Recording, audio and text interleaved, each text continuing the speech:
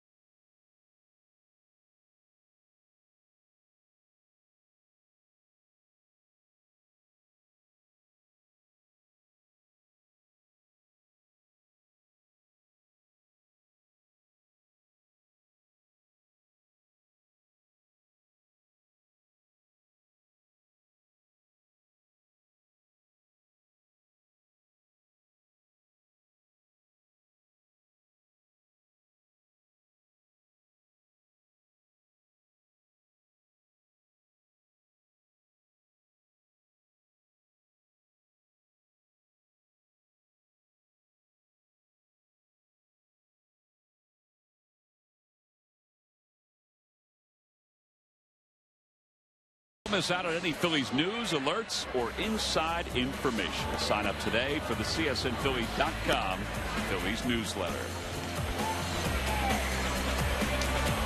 Well, it's been a good day so far here at the ballpark. 5 innings in the books. It's 4-1 Phillies on top. Roy Halladay started today's ball game, lasted just 1 inning, and left with what is being termed a stomach virus. We hope he's okay, and he'll have at least 3 more starts before his first start during the regular season. Okay. Philippe Almont will take over for Jeremy Horst, who threw 2 scoreless innings. Almont in 3 games, an earned run average of 3.00, 3 innings, 2 hits, 2 strikeouts.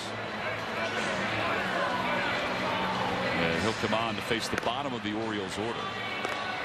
Well, the way he throws, I mean, when it ever connects with him, he'll be one of those guys that, with the stuff that he has, one day he may even be able to turn into a closer, but you have to be really consistent in your throwing, knowing where you're going to throw your pitches and your best pitch. Well, he'll go to work against Jason Pridey. Pridey is 0 for 2.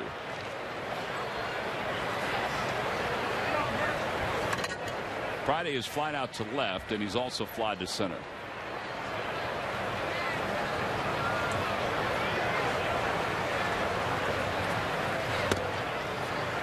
Sarge, speaking of flying out to left in this day and age where we kind of dissect every little thing about, well, let's say it, everything. Yeah.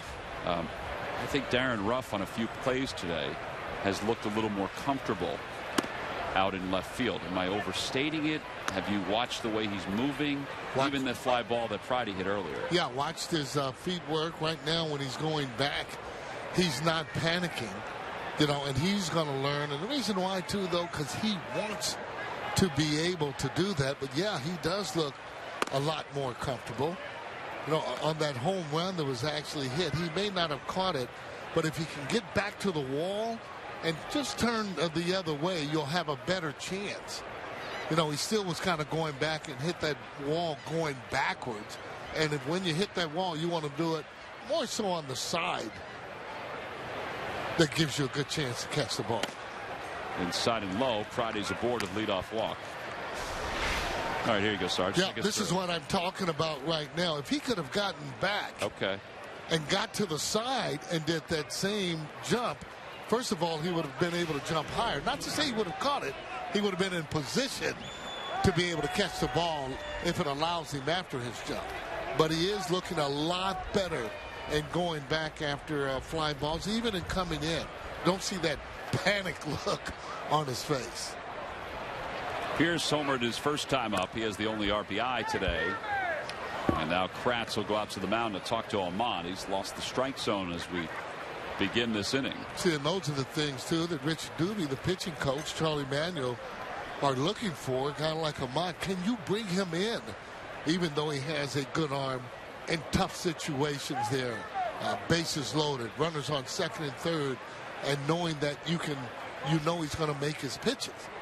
He's got the stuff, but you can't fall behind hitters in the major leagues and think you're going to consistently get them out. It just doesn't work. 1 ball, no strikes, the count. Becomes predictable. You sit right on the fastball. It doesn't matter how hard you throw it. Major league hitters looking for it. He'll have a pretty good swing at it.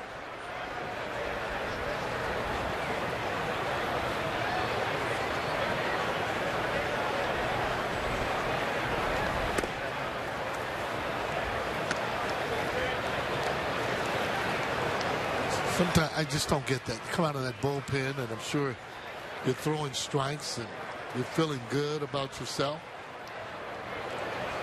Got to find a way to loosen yourself up. Good pitch. Fans agree too? I guess they do.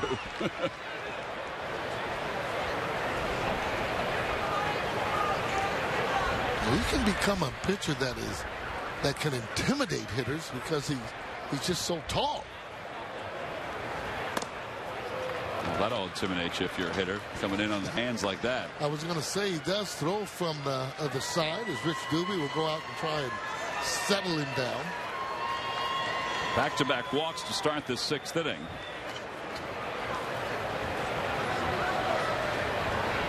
And then Travis Ishikawa will come up for the Baltimore Orioles.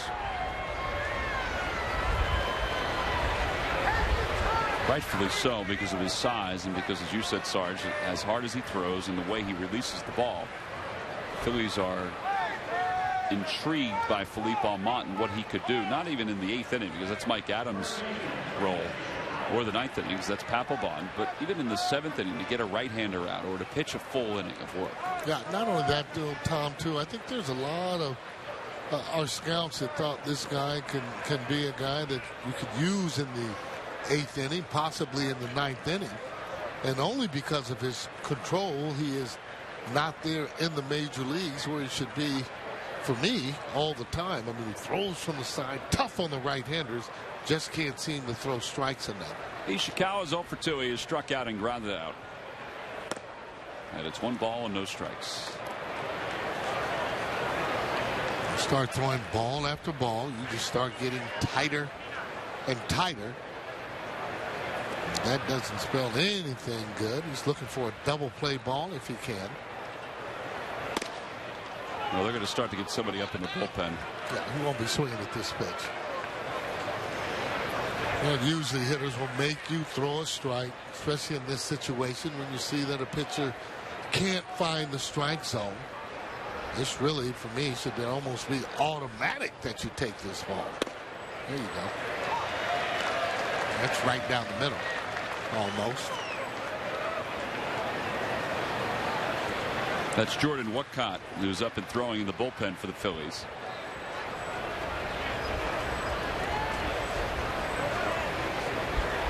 Two and one the count. And now 3 balls and 1 strike.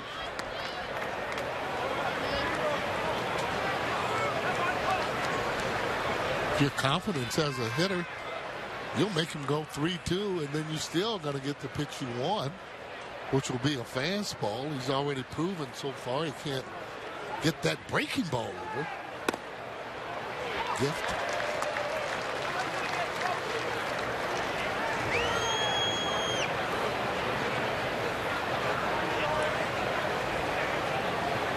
Needs to make a good pitch here.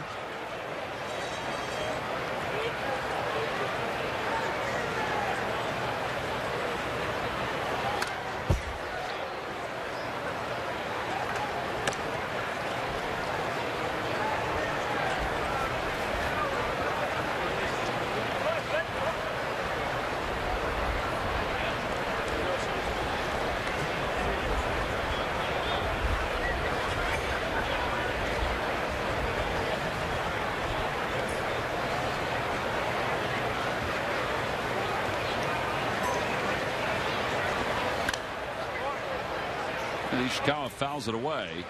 And it remains 3-2 the count. Nobody out here in the top of the sixth. He's a little nervous to throw that breaking ball. 2 fastballs in a row. The good thing is that had it in a pretty good location and he was able to throw a strike with it. Doesn't come as effective, however, when hitter just sitting back looking for the one pitch. You're not able to get your breaking ball over. Ooh. There's the breaking ball. Well, he threw a couple of fastballs that resulted in some foul balls, and he came back with that breaking pitch. Good breaking ball, and that ball was down in a good spot. This is the pitch here that he needs to be able to get over in order to be effective. And yes, it is a strike. See how it froze the hitter? He's already out in front looking for the fastball. No chance to adjust on the breaking ball there. Good pitch.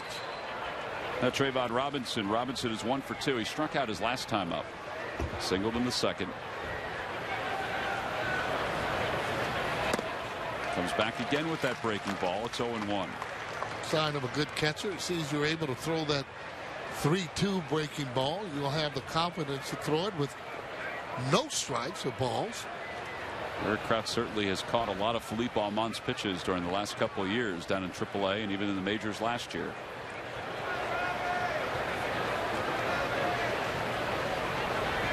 Back again. 3 straight. Well, you can tell that he has caught him because he's going on what's working right now.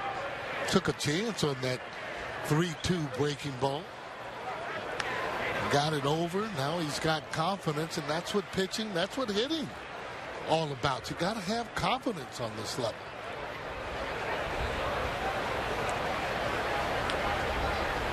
Again. He was no match for any of those breaking pitches from Almonte. And now there are 2 outs. Well, there's my point. I mean, he does have the variety of pitches to be able to get major league hitters out. He just doesn't throw strikes enough. But right now, those particular pitches, those will open up your eyes for sure. Well, now with 2 away and 2 men on, Alexi Casilla up for the 4th time this afternoon. It's like a basketball player when he's struggling on the floor. He'll go to the free throw line. He'll make some free throws, and sometimes that enables him to find his shot. Yeah, it almost seems to Amon is almost aiming the ball at times instead of looking at that target and trusting his arm to get it there. Yeah, just letting it go. Yeah.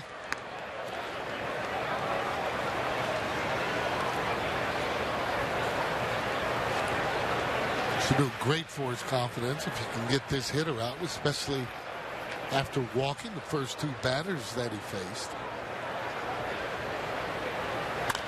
Over to shortstop. He may get out of it. Galvis gobbles it up, flips the short way to Utley. He does get out of it. So he walks the first 2 and then was dominant with the next 3 hitters. Middle of the 6th inning, the Phillies lead the Orioles 4-1.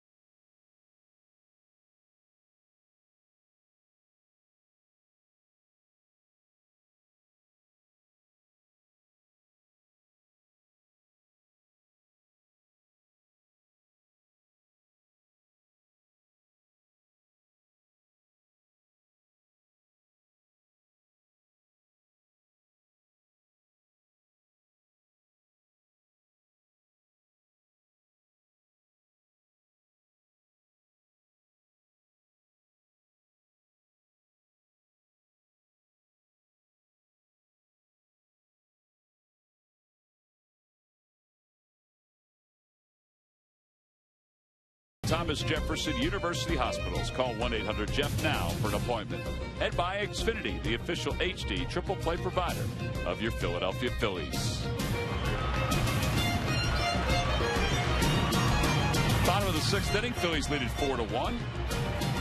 Michael Young will lead it off for the Phillies against Tommy Hunter. L.J. Hoyes is out in left field for the Orioles. The new right fielder is Brendan Webb, and he's going to be challenged right away, and he tracks that first ball down.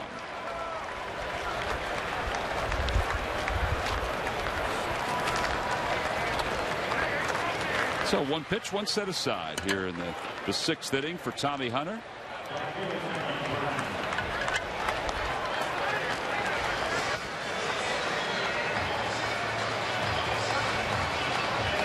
Well, the new catcher is Luis Exposito for the Orioles.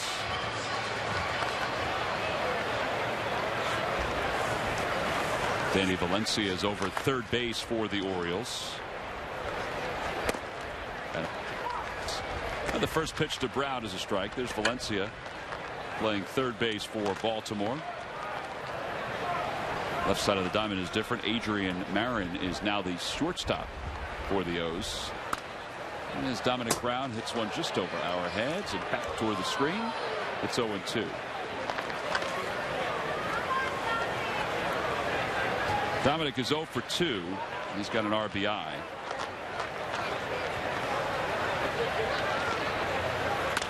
On the hands down the left field line. Valencia is there. So is the shortstop Marin. He couldn't see it. And Brown is aboard. I don't know if it was because the sun is not glaring. I don't know if it was the sun or the fact that Valencia was in the neighborhood that kind of bothered Adrian Marin. Yeah, there's no sun that's up there. They start looking at each other. That's a little false hustle right now for me if you're going to blame the sun when it's overcast. Just didn't get over there quick enough. There you go. That's what you're looking at. And he already has sunglasses on.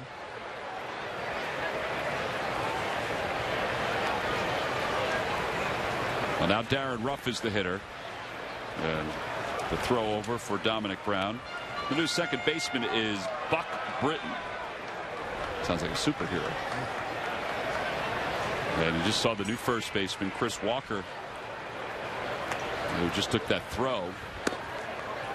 Ruff takes one at the knees. No balls and 1 strike. There's Christian Walker. Tommy Hunter on a relief of Jason Hamill. Retired, the only batter he faced in the 5th. Got Michael Young to fly out to begin here in the 6th. Now a single by Dominic Brown. And Ruff fouls that one off Eric Cooper. No, it's just a swing and a miss, and the catcher just dropped it. And it got a piece of Cooper. Yeah, she got more than a piece of him. As a matter of fact.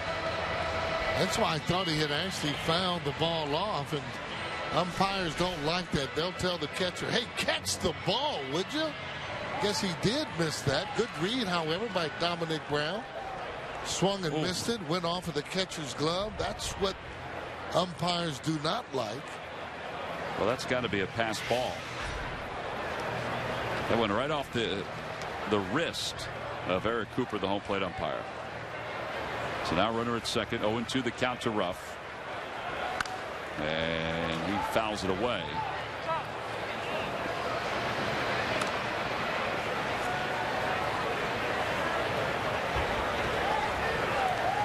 Say one thing, though. They have been pitching Darren Ruff pretty tough in terms of that ball on the inside of the plate. With that wide open stance, you really have to have a good eye on that inside part of the plate and outside to make sure you don't swing at bad pitches. Good eye.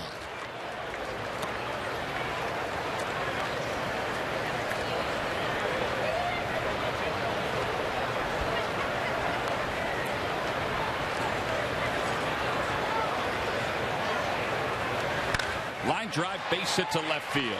Dominic Brown's going to be held at third. An RBI single, or excuse me, a single for Ruff. Now that puts runners on first and third with 1 man down. Well, that's hitting right there. I mean, that's driving the ball there in the left field. Hit the ball so hard. Dominic Brown couldn't score. Take a look at his swing there. Watch where his head goes down as he hits against the front foot again. And let me tell you, that ball was hit.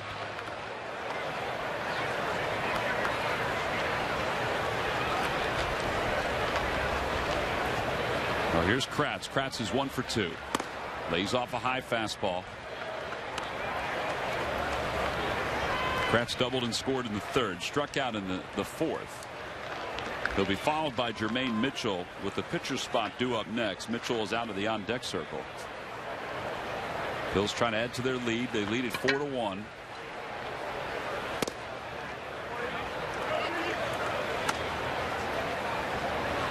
There's Mitchell.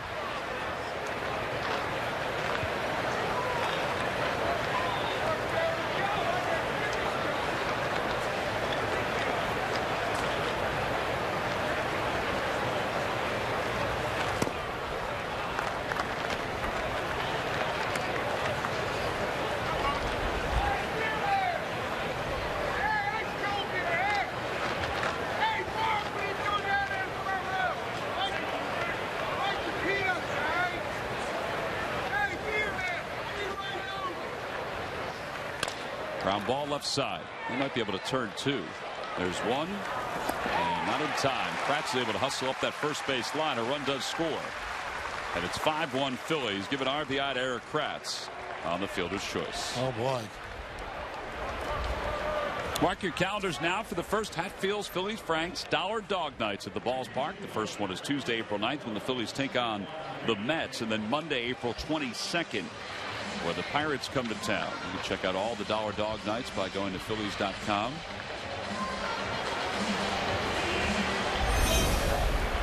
So Jermaine Mitchell will pinch hit for the Phillies with a runner at first. 5-1 Phil's on top. Mitchell has made an impression, if only for his speed. Boy, he can run.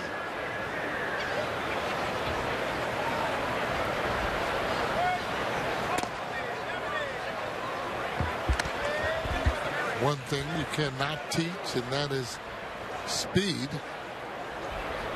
So that's spring training average. It's God-given talent. Well, and he uses it to his advantage, too. I mean, he has taken the extra base in the games we've watched him. A lot of them have been late in games, but he's, taking the extra base, whether it be single or triple. Or I should say double or triple. A lot of times guys like this are just waiting, for their chance, kind of chomping at the bit to get in there to let the coaches know what he can do.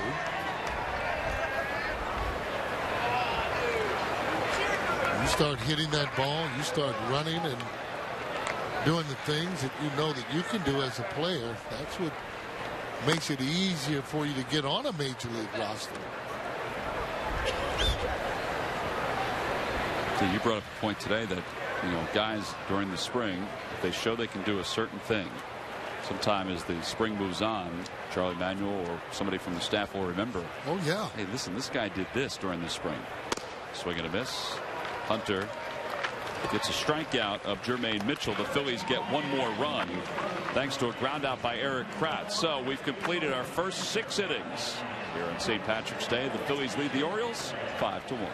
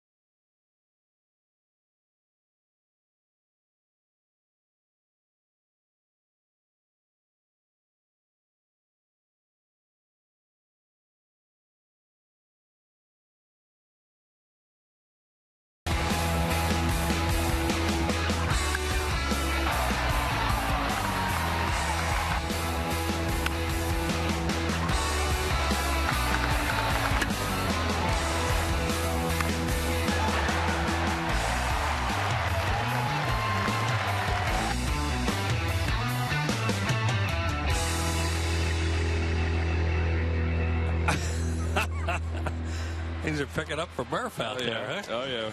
He wasn't sure of this job when he started. Yeah, he didn't need Paul Abdul today. That's funny. Well, here's the Phillies and the Orioles. Steve Pearce gave them a 1-0 lead with that home run. And Jason Hamill pitched pretty well today for Baltimore. Freddie Galvis with a 2-run home run deep to right field. Roy Halladay had to lead the game after 1 inning with a stomach virus. Yeah, stomach virus. I think that's what that was. Yeah. 5-1 Phillies on top as we go to the top of the 7th inning. Happy St. Patrick's Day to everyone. Look at all the green here at Bright House Field. I guess people now know why I said I was reticent to drive Sarge in looking like that today. Did you see the blinking glasses? Oh, they were. He didn't have those. I'd have left him there. Yeah, Jermaine Mitchell stays in the game to play left field for the Phillies. After the chance to pinch hit, Kevin Franzen is now at third base. So Michael Young's afternoon is complete. Michael is signing some autographs down the left field line. There's Kevin.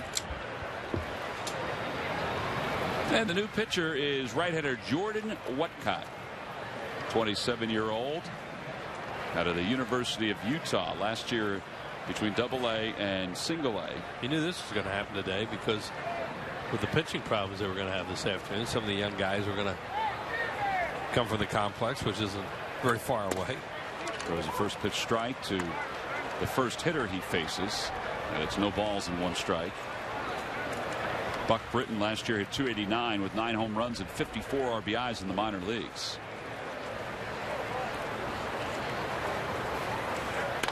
Off the end of the bat, out toward right field, a base hit. Well, here's Roy Halladay's outing, his first inning, 27 pitches. And evidently was really scuffing and not feeling that well. There's a nice play by Chase Utley early in the game. That ball was topped towards second. He made the play, and there's that pitch was supposed to be away, and it ran in. And then this we saw, Tom and I were talking earlier, so go back behind the mound and just kind of bend over and then take a deep breath when he gets back up and then head back to the mound. He almost looked like that night in the Chicago when he had the heat problem. When we saw that, really didn't know what it was. Well, because he did pick up the rosin, so we thought maybe he was just getting some rosin on his hand. But it was a long time when he was bending over there. Now we know. Steele Russell is now the batter. He lines one at Galvis short. That's the man's name, Will. Steele Russell. But JR's son? You know what? That is he has JR's a son named. Yep. He has a son named Steele. Well, so the odds are pretty good, right? That is his son. So John got a chance to see his. He was drafted in the 32nd round. Right. In last year's draft. Because I remember talking to John about that thing. You can't have a kid that old. Give me a break. I said, yeah, I do. Played at Midland Junior College. A left-handed hitting catcher. Like his dad, he was a catcher. Who was a catcher? Here's Danny Valencia.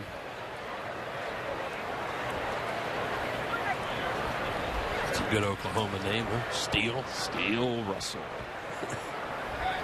Breaking ball outside, 1 ball and 1 strike. Todd Russell, a boomer sooner. That's where Phillies drafted him.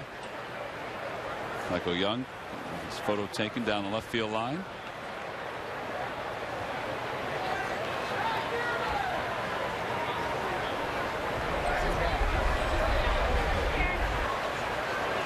Swing and a miss by Valencia. 1-2 the count.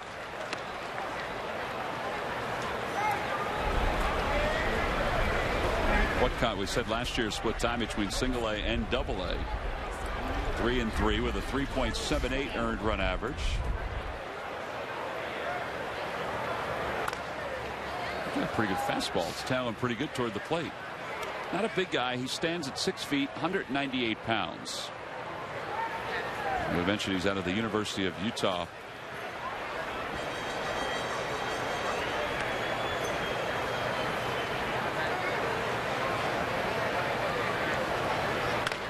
Another one off the hands this time. Utley out toward right center. That's going to drop.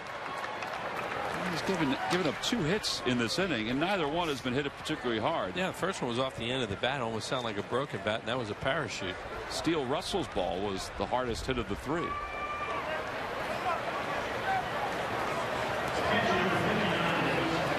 And now Luis Exposito will be the hitter.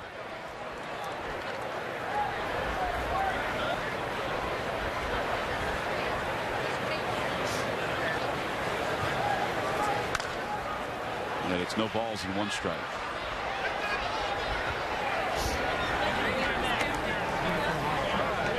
Michael Young is signing everything. Balloons, license plates, baseballs. Somebody just told him they're going to miss him in Texas, which they probably will. I think somebody's a bride to be, Wheels. Someone's a cheesesteak fan. Somebody's a bride to be. 0-1 the count. Exposito. There is all kinds of garb here today. Oh yeah, including this booth. Did you see the sunglasses? I saw our good pal Larry Christensen took a picture of I mentioned Larry. Sent it to me. I said, Sarge goes, boy, Gary Maddox is going to be saying something to me after he's seeing this. I said, Gary Maddox is going to say something. Larry Christensen's going to say something. They're all going to say something. But he sent the picture. He and Von Hayes are at home watching the game today. Yeah. With some friends. And Vaughn would probably comment on it. Oh yeah, Von Hayes very, very quiet, but he can really needle. Elsie's a little more exuberant. That ball gets away from Kratz. The runners will move up.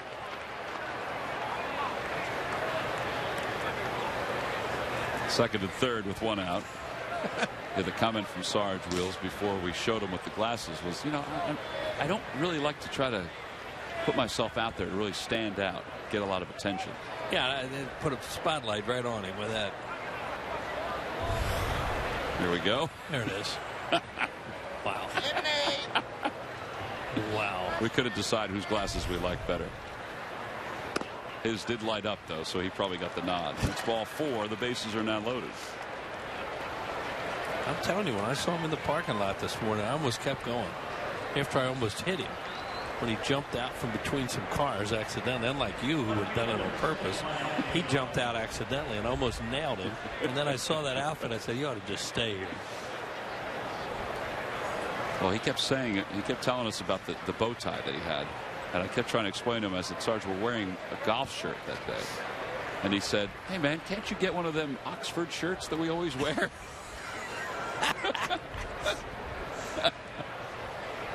Man has his own program, and it is entertaining.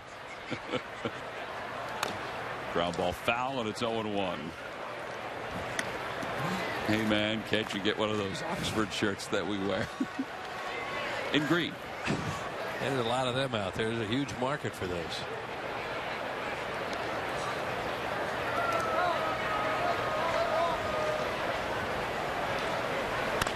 Over toward third. That will be 2. Franzen steps on the bag right across the diamond. Oh, good for Watcoat. He got dunked all over and then finally got the double play ball. The Phillies, as we stretch here at the ballpark, up 5-1.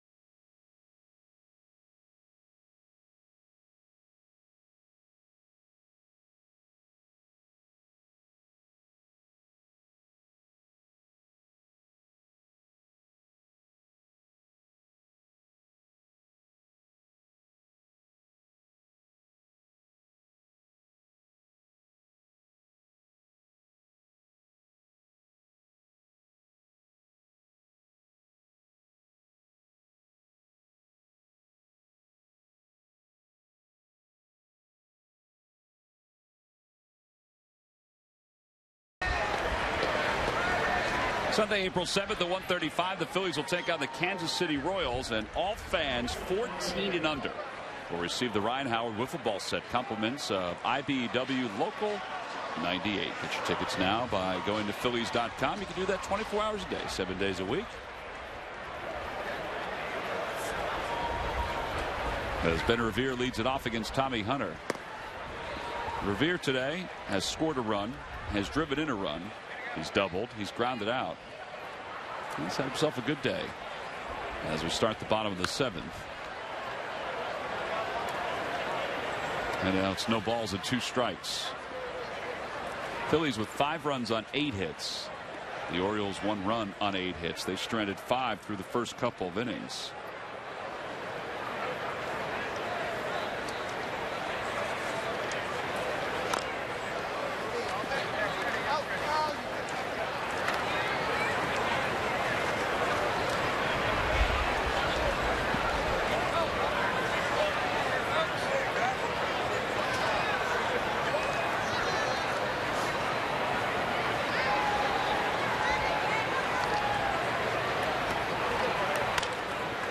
Looper out towards shortstop, and it's caught out of the air by Marin. And one away. Freddie Galvis coming up. Let's check in with Greg Murphy. Murph, what do you have, buddy? Well, Tom, talking a little bit about the World Baseball Classic, as you guys mentioned earlier in the broadcast. Down to the final 4 teams down. Those final 4 do not include Team USA. So as you mentioned, Jimmy Rollins on his way back to Clearwater, and will rejoin the Phillies. Ruben Amaro Jr. Actually gave him an extra day, so he'll play in that minor league game that you talked about coming up tomorrow. But he'll get an extra day off. You take a look at how the Team USA fared in the first pool. Of course, they went 2-0, or excuse me, 2-1 with that loss to Mexico. But after beating Puerto Rico in the first game in the second round, they lost in that elimination game to end their World Baseball Classic hopes. But, you know, for all those folks that are watching the World Baseball Classic and all the players that I've talked to that have participated in it, it sure has been a lot of fun for them. And I know watching that game the other night, it was really compelling television and a lot of fun to watch. It's funny, you know, Joe Torre, who has managed so many pressure cooking games, had to answer some questions after the game about why he lifted Ryan Vogelsong, because Vogelsong was pitching well. He was down 1-0, and he still had pitches to give, but he decided to go to the bullpen, and you know, Puerto Rico, and they were able to score a couple more runs to add to their lead. Wasn't it interesting though to listen? It's funny. I was watching that, and they were doing that on TV. And I was thinking, I can't believe that he's going to have to sit there and answer questions on it. But you know what? It's a baseball game. Right. And part of baseball, one of the charms of it, is just that. Is to first guess, second guess, ask the manager why he did this, why he didn't do that. Well, the other thing, too, you know, guys, and Murph, I know you were looking at the numbers today. The United States is basically a 500 team in the World Baseball Classic. Yeah. This is America's pastime, and they're a 500 team. Now, they haven't had all of the best players, some of them, but all of the best players participate. Maybe one day they will, and it would, you know, it might be a little different. That was some manager coaching staff they put together. Oh, it was great. Yeah. That was amazing to see those guys. Wasn't it, Murph? Yeah, it would have been nice to have them out on the field in their prime. No doubt about it. Pretty good bunch. You know, it's an interesting point you bring up, Tom. And, you know, we talked to Cole Hamels about that, I guess, about a week ago. And he was asked if he ever thought, you know, he would be a part of the World Baseball Classic. And he said, honestly, he doesn't think he could do it, at least at this time of year, because he doesn't think he'd be ready and wouldn't be able to help the team. So, you know, it's for different players. Certainly Cole would be a guy that they would love to have on that roster. But for him, you know, he's more concerned about getting ready for this season, which Phillies fans certainly want to hear. It's a difficult thing. But they certainly had a good team. And you know, they played well at times. And they had their chances in that final game as well. It just didn't pan out for them. No, they did, as Utley grounds it foul. Now, the argument about, oh boy, the chair, thank goodness she stepped away from that chair at the last moment. Well, if you're not going to catch it, get out of the way. Get out of the way. Let the chair take it. Right. Pick it up when it stops rolling. But, you know, folks that are part of the World Baseball Classic point to, let's say, Japan and say, well, not all the best Japanese players are participating, and they've advanced to San Francisco. 2-2 the count to Utley. And Utley pulls it to right field, a base hit. Chase will stop at first. They're real quick on a pitch inside there. Well, the next 3 days of the World Baseball Classic. Tomorrow, Puerto Rico will take on Japan, again in San Francisco at AT&T Park. I should say tonight. And then tomorrow the Netherlands will take on the Dominican Republic. And then Tuesday is the championship game. Only 3 more games left. Right. Well, that's a heck of a place, a venue they're going to finish up in that beautiful ballpark in San Francisco. Well, and you got to give credit, as much criticism as the fans in Miami get, because they don't come out in a new ballpark to see the Marlins. They certainly came out to watch the World Baseball Classic. Those crowds were lively, to say the least. Yeah, they had some juice in those crowds. They did. It was fun.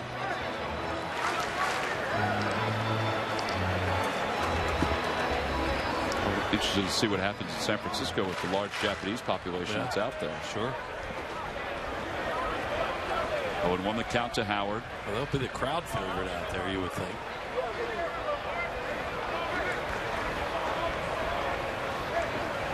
Howard hits it on the ground towards second. Phillies get a base hit off Tommy Hunter here in the 7th, but they leave 1. So we played 7 here in Clearwater. Phillies enjoying a 5-1 lead over the Orioles.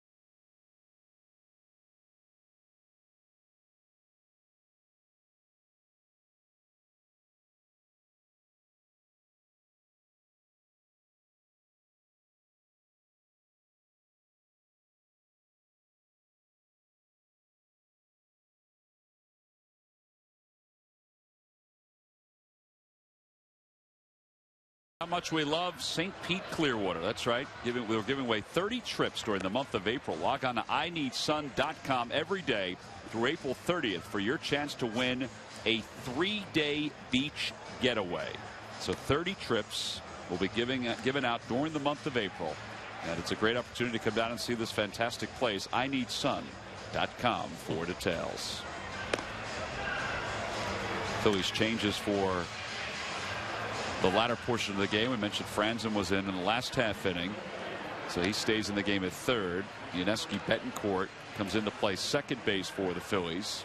John Mayberry is now over at first base for the Phils. Ender Inciarte comes on to play left field, and that moves Jermaine Mitchell over to center field. So there's Inciarte, there's Jermaine Mitchell, and Dominic Brown still in the game in right field. The new pitcher is number 93, Colby Shreve.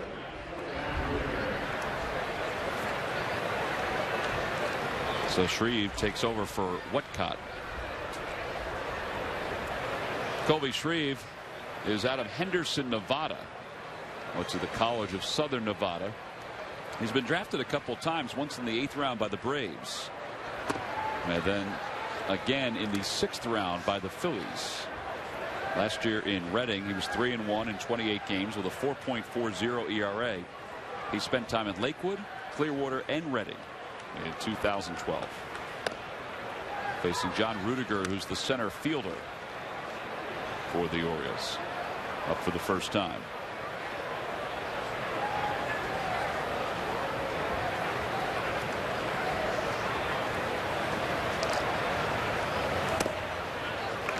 Pretty good movement on that pitch. It's 1 ball and 2 strikes. This guy had Tommy John surgery in 2009 or 2008. He missed the whole season. Also 2009 with that surgery and the injury. He's 25 years old. And you figure he's going to begin the year, whether it be in AA or AAA. Throws it inside 2-2. Eric Kratz was out on the mound just talking with him before he started his warm-up tosses, just to make sure he knew what pitches he threw, what signs they were going to use. And a strike 3 called.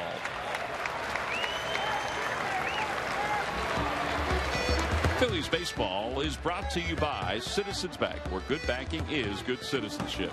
Is it a time you experience good banking?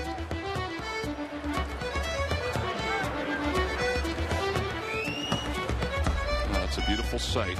Sunshiny afternoon along the beach. That's on the way to the airport. That's on the way to Tampa. That beach that you see. There's Ben Revere signing some autographs again. Here's Christian Walker. He came on to play first base, and now he's up for the first time for the Orioles.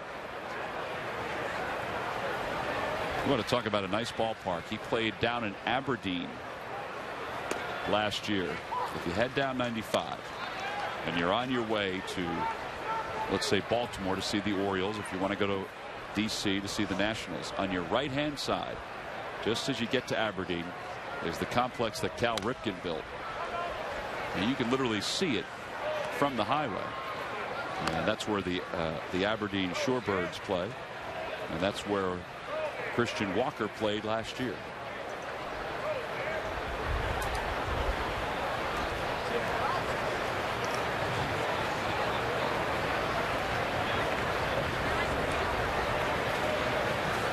Back toward the box. Field your position. That's right. The breaking ball a little bit in the middle of the plate, and that looked like a base hit off the bat. Shreve got in the way of it. Here it is. Slider. Right back at him. Catch it. Just like the way Larry Anderson used to. No, actually not. That would have been in the center field. Well, that would have been in the center field, and the throw would have been over John Mayberry's head. No, he didn't like that part of it either. Here's Brendan Webb. He was put into right field an inning ago for the first time, and it's 1 ball and no strikes.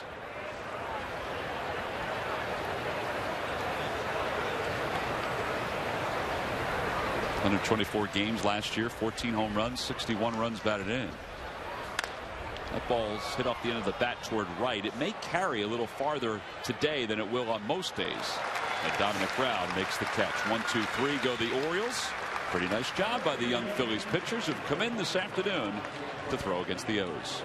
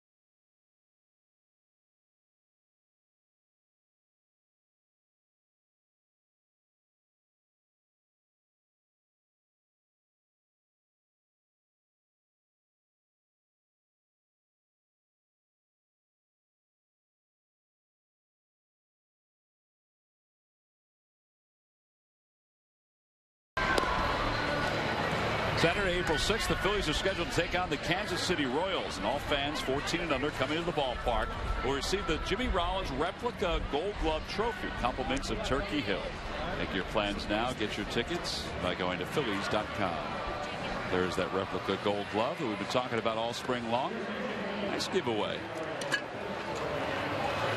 We'll see Jimmy on Tuesday when the Phillies are back home here at Bright House Field. Yeah, it'd be great to have him back again. He adds a certain energy around the ball club or in the clubhouse. Everything about him is, it's just fun to be around Jimmy Rollins. The other thing too is that the band will all be back together at that point. I mean, everybody's going to be back. Everybody's going to be healthy. With time left. With time left. Daniel McCutcheon will come on for the Baltimore Orioles. You might remember McCutcheon when he pitched for the Pittsburgh Pirates. Well, if you have any recollection of the way he threw, he doesn't throw the same way. Watch his delivery as he comes to the plate. As Franzen lifts it to right center field.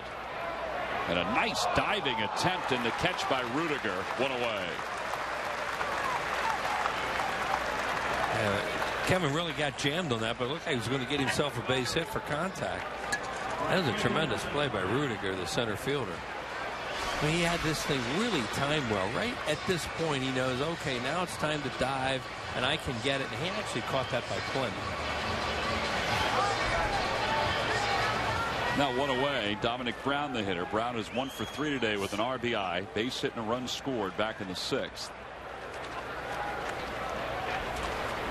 And he made a real good out too in the 4th inning, and he had that 1st and 2nd, and he grounded out and got, or actually had what, 2nd? Runners on 2nd and 3rd. 2nd and 3rd, and he grounded out, knocked in a run, and got the other runner to 2nd, even though they didn't get him in because of the line drive out. That was a really good at bat that he had to pull the ball in that spot. Productive out, as you said earlier.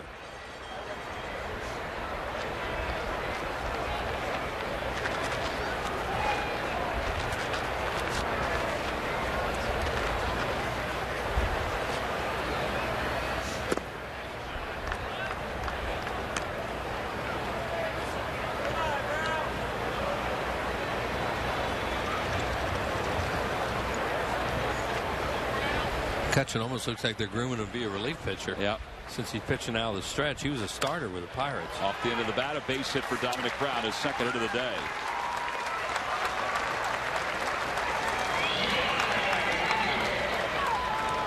I think we're getting to the point now where we can just assume that Dominic Brown's going to be a starter in the outfield. Yeah. Somewhere. Yeah, he's earned it. He has, and from an organizational standpoint, Charlie will tell you this, I think everybody else will, it is so great to be able to groom an everyday player and not have to worry about getting them through free agency or making a trade. It would be nice. We'll see where he goes, but this spring he has made tremendous strides. There's no doubt about it. Should be proud of himself. Yes. I think everybody that knows him is proud of the work he's put in.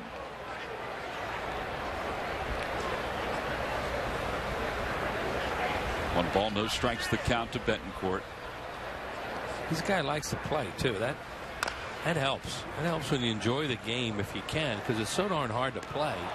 But if you can go out there and enjoy it and play it at a certain level and be a big league player, well, that really makes it a lot easier for the player. And the fans feed off that too, because they love to watch guys that look like they're having fun.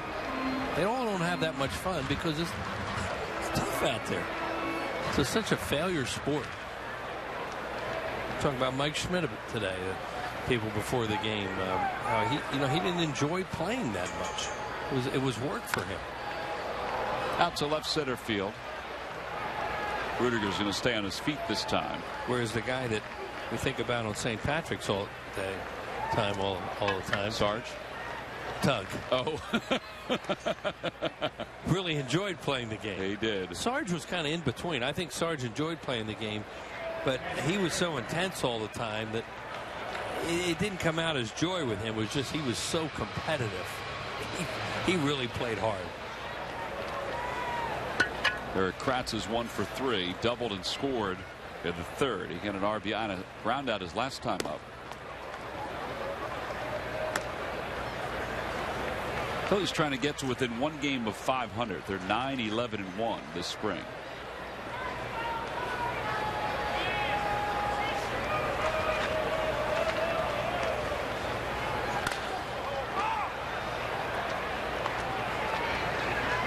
left fielder Hose will make the catch. And the Phillies leave one over at first. We've played 8. Yep, this was his day. Tug McGraw's favorite holiday was St. Patrick's Day. You don't think he loved the game? He loved every bit of not only playing for the Phillies, but just playing the game of baseball. And you know what? It and this day, no doubt, loved him back for his entire life on this planet.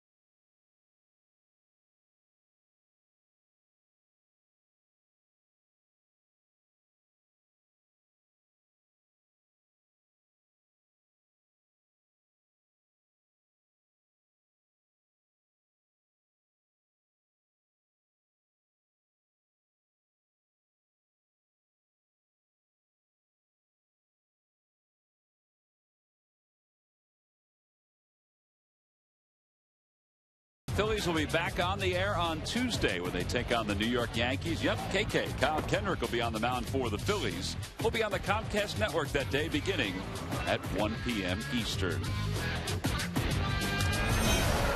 Well, now as we go to the top of the 9th inning, who says the Phillies don't have a sense of humor, Wheels? On this St. Patrick's Day, right-hander Ryan Patrick O'Sullivan will try to close things up for the Phils. Just a coincidence against the Baltimore Orioles. That's great. Ryan O'Sullivan last year in 6 games for Clearwater was 2-1 with a 2.45 earned run average. He's out of San Diego State University. Tony Gwynn was the manager there, and that's where Steven Strasburg pitched, right? Phillies got him last year in the trade that sent Joe Blanton out to Los Angeles. Don Gucci just announced Ryan O'Sullivan's name here, and I got a big cheer, and he's smiling too. Never thought my name would come in handy. Too bad he didn't know it was Patrick in the middle. He could have used the whole thing. Now he'll face Adrian Marin to lead it off here in the top of the 9th. 5-1 Phillies. Marin last year 53 games in the minors, 286 average with 15 RBIs.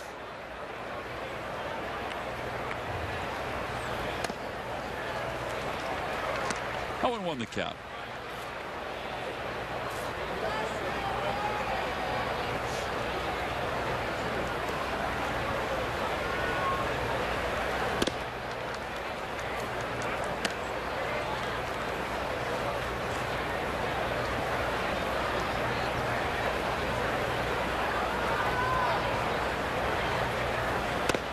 There's a strike on the outside corner, 1-2.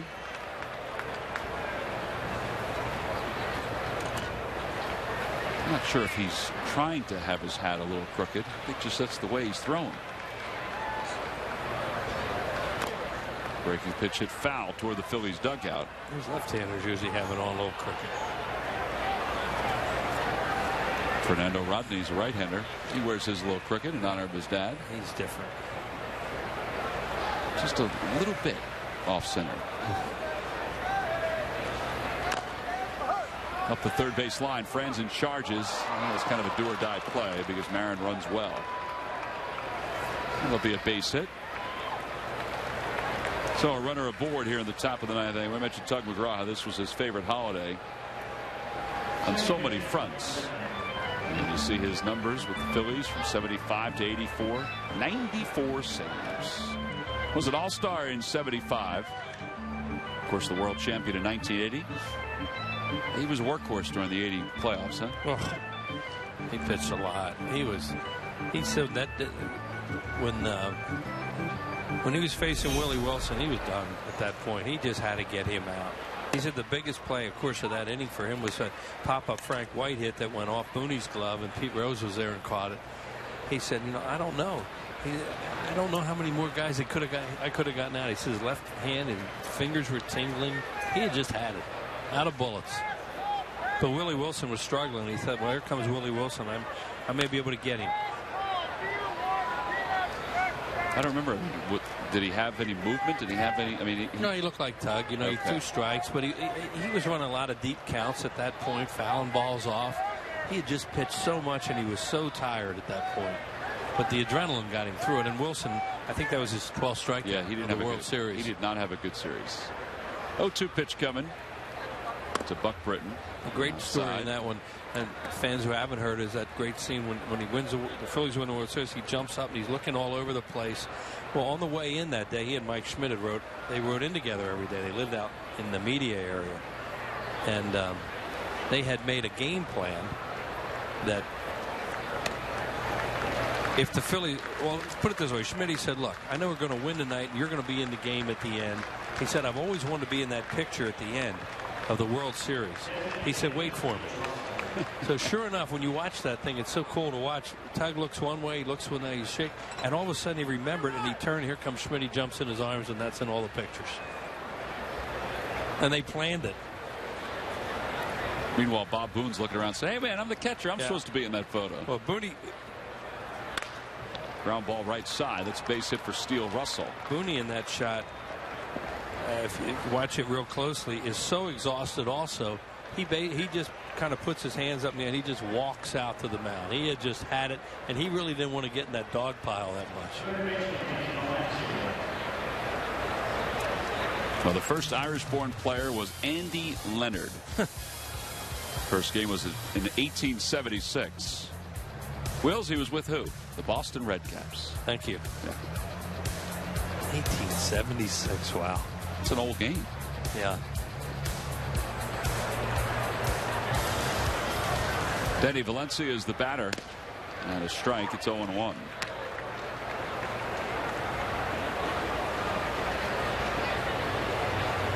Ryan O'Sullivan's older brother Sean pitches in the Kansas City Royals organization.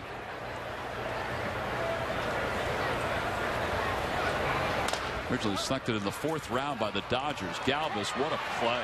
Wow. Oh, man, I thought he got him at second. Ooh. I really thought he got him at second. Dan Iasonia, though, was a good umpire, and he was right on it. Oh, that was a tremendous play by Freddie Galvis. Goes into that slide on purpose and ready to throw. Tell from that angle. Here it is again. He does this so that he can throw while he's turning like that. He beat it. I guess he did get his foot in there. That'll be an infield single. Bases are now loaded for Exposito. That is 11 hits for the Orioles. And strike one, it's 0-1. Well, they had a lot of base runners early in the game, and they've gotten shut down a little bit since then.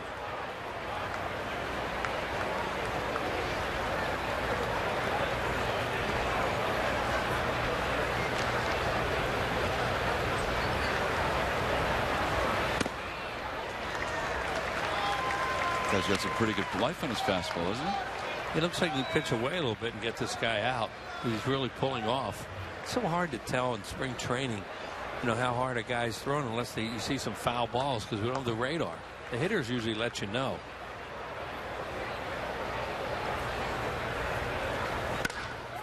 Well, he just poked that out to right. Dominic Brown is there. Run's going to score. The throw goes to second by Brown. A sacrifice fly. It's now a 5-2 ball game. That's a little bit of an emergency swing.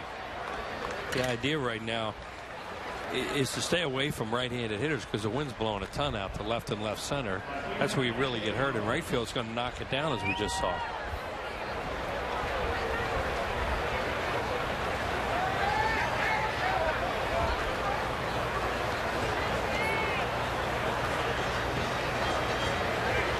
J.Ho's the hitter with the runners on first and third.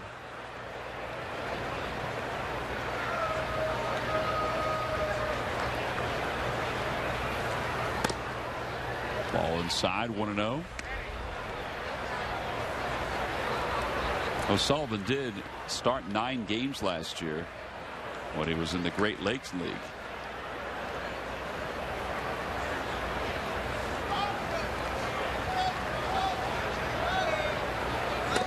I think the projection is, though, is that he will be a relief pitcher. Looks like a sinker slider kind of guy.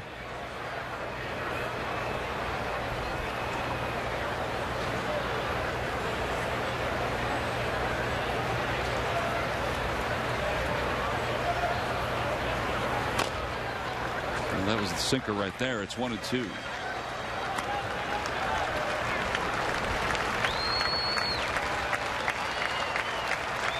Phillies fans getting in shape for the season to start. Yep. Getting ready with his final, hopefully final strike. And during the season they'll be standing.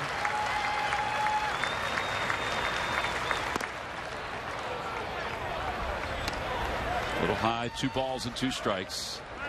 Speaking of the crowd, it is a record. 11,100. Breaking the record set of 10 days ago, I guess it was. I'm sure there might be another record breaker before the end of spring. Yep. Down the left field line, that's going to be a fair ball. It's going to go to the wall. 1 run will score. And Kirby is going to hold the runner at third. It'll be an RBI double. It's now a 5-3 ball game.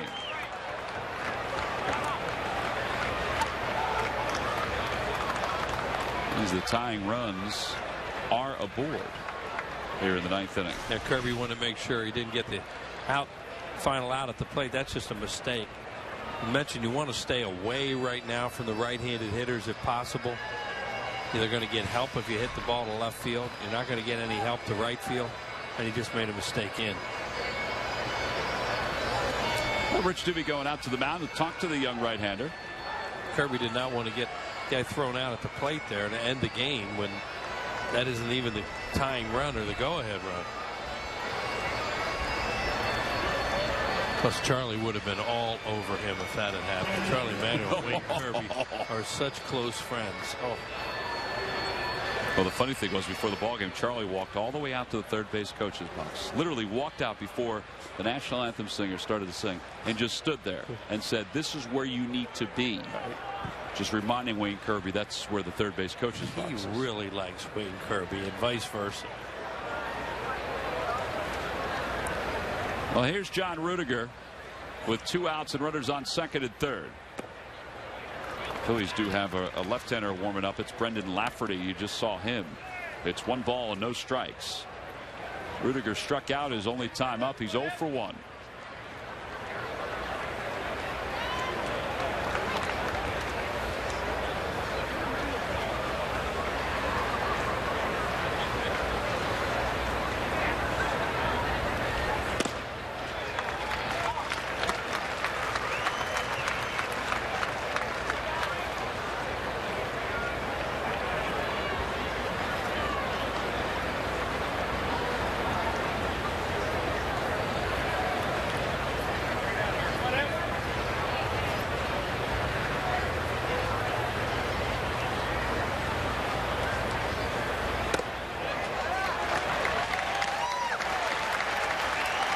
To the count.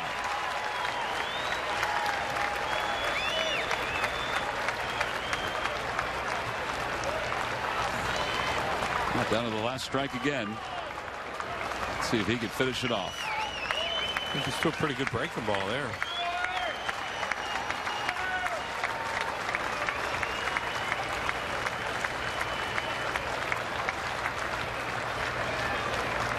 Got his signs from Kratz. Runners lead off second and third. And now the pitch. Over towards shortstop. That should do it. Galvis quickly over to first in time to get Rudiger, who ran really well up that first base line. So Ryan O'Sullivan is able to get the last out here in the 9th inning after the Orioles scored a couple runs, and the Phils have won today on St. Patrick's Day by a final score of 5-3. It was kind of interesting watching Freddie Galvis on that last play.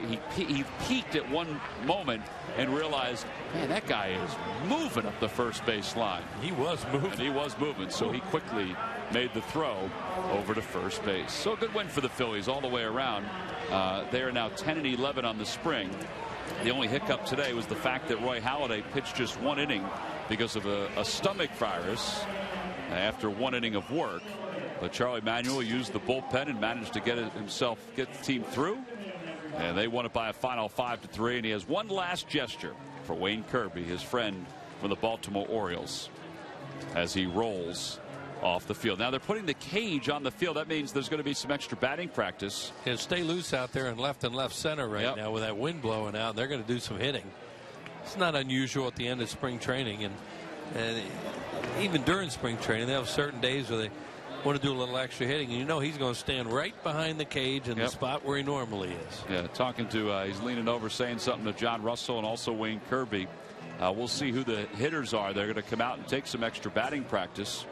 Steve Henderson's bringing the ball bag out. He's getting himself ready to go. So the Phillies win it by a final score of 5-3. They managed 10 base hits. They got a couple of hits from Dominic Brown. They also got a couple RBIs from Freddie Galvis, who's down in the field with Greg Murphy. Murph? All right, thanks a lot, T-Mac. And, yeah, it's showing a little power today with the 2-run home run. Freddie, talk a little bit about what this spring has been like for you and, you know, really your second go-around at all of this. So far it's good. I feel like it's good spring training, you know. Like you guys see, I'm practicing a new position, third base. You know, practicing every day, try to work hard and try to do the job, you know. How has that transition been to, you know, we saw you last year at second base, something you had never done before. Now moving over to third. How important is it for you to be that versatile guy that can play just about anywhere? It's a little bit harder, you know. It's a difference between a short and second. Third baseman, you have to be like quick, you know, react a lot. So I just go every day, you know, with Sunday and work every day, try to get ground balls and try to get the feeling, you know. You know, obviously you want to come north with the big club. You want to be part of it. How important is it that you show these guys that you can do a little bit of everything, and obviously with the bat as well? I mean, it's important, you know. If I want to go over there, I have to show something, you know. So, but I just try to do the job, have fun, and play hard every day. All right, you certainly look like you're doing that, Freddie. I appreciate it. Guys, we'll send it back upstairs. All right, Murph, thank you very much. A good day for Freddie Galvis. A good day all around for the Phillies as they win it over the Orioles by a final score of 5-3. Crowd still milling around. You figure they will be for a while. We'll be back after this to talk some more.